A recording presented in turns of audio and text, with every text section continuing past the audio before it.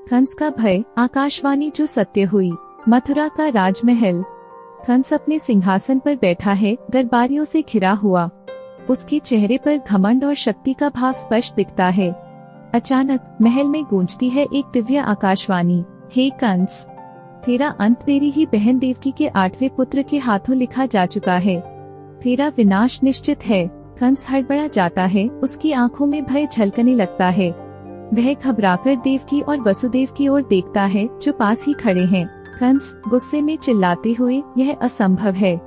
मैं स्वयं देवकी के सभी पुत्रों को समाप्त कर दूंगा। कोई भी मुझे नहीं हरा सकता। कंस झटपट अपनी तलवार निकालता है और देवकी की ओर बढ़ता है, लेकिन वसुदेव उसके सामने हाथ जोड़कर खड़े हो जाते हैं। वसुदेव, महाराज, देवकी आपकी अपनी बहन है, कृपया उसे क्षमा करें।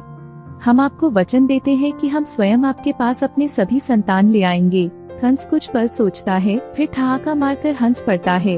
कंस व्यंग्यपूर्ण स्वर में, ठीक है वसुदेव, मैं तुम्हारी बात मान लेता हूँ, लेकिन याद रखना, जैसे ही देवकी का कोई संतान जन्म लेगा, वह मुझसे बच नहीं पाएगा।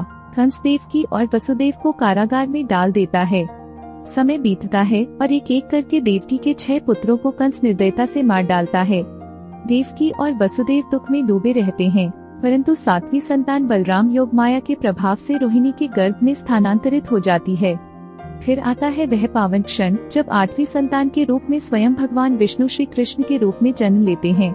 वसुदेव अपने नवजात बालक को टोकरी में रखते हैं और जेल के दरवाजे स्वतः खुल जाते हैं। पूरी मथुरा नगरी गहरी नींद में सो जाती है और यमुना नदी भगवान के चरण स्पर्श करने के लिए मार्ग बना देती है। वसुदेव गोकुल पहुंचकर श्री कृष्ण यशोदा के पास छोड़ आते हैं और नंद बाबा की कन्या को लेकर वापस लौट आते हैं। कंस जैसे ही इस कन्या को मारने की कोशिश करता है, वह देवी रूप धारण कर हंसते हुए आकाश में प्रकट होती है। देवी हंसते हुए, कंस, तेरा काल तो जन्म ले चुका है और अब वह शीघ्र ही तुझे तेरा दंड देगा।